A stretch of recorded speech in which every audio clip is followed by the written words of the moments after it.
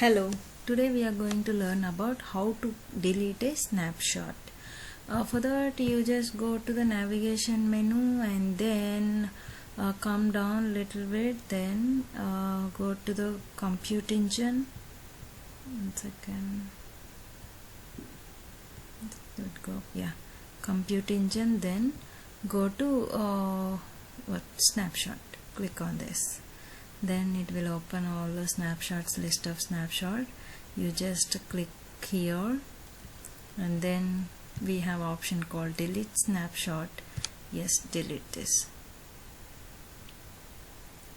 So it will take few seconds of time to delete. Then once it is deleted, so this is the process of deleting snapshot.